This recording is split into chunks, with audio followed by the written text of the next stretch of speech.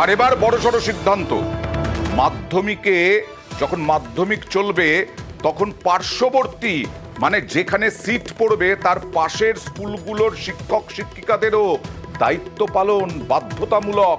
কারণ আমরা গত কয়েক মাস ধরে বলে যাচ্ছি নিয়োগ দুর্নীতিতে নিয়োগ আটকে আছে আদালতের মামলায়, আর তাই নিয়োগ হচ্ছে না।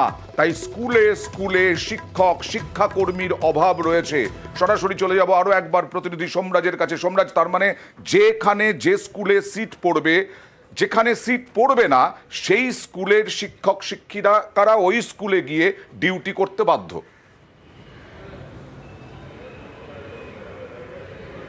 একদমই। দেখো, এতদিন খাতায় কলমে এই বাধ্যতামূলক শব্দটা বা ম্যান্ডেটরি শব্দটা ছিল না পার্শ্ববর্তী স্কুলগুলির শিক্ষক শিক্ষিকাদের জন্য।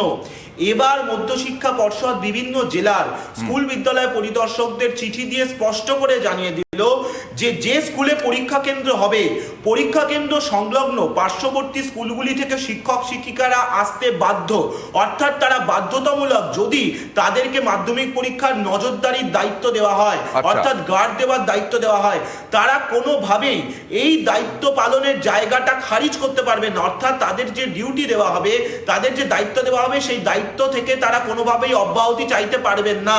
যদি তারা এক্ষেত্রে চান তাহলে চূড়ান্ত শাস্তিমূলক পদক্ষেপ নেওয়া হবে এবং স্কুলগুলিও বাধ্য সেই শিক্ষক শিক্ষিকাদের পাঠাতে পরীক্ষা কেন্দ্রগুলিকে। একত্র স্কুল কোনো অজুহাত দেখিয়ে বা কোনো কারণ দেখিয়ে সেই শিক্ষক শিক্ষিকাদের পাঠাবেন না, এমনটা হবে না। যদি তা হয় তাহলে সেই স্কুলের প্রধান শিক্ষকের বিরুদ্ধে পদক্ষেপ নেবে শাস্তিমূলক।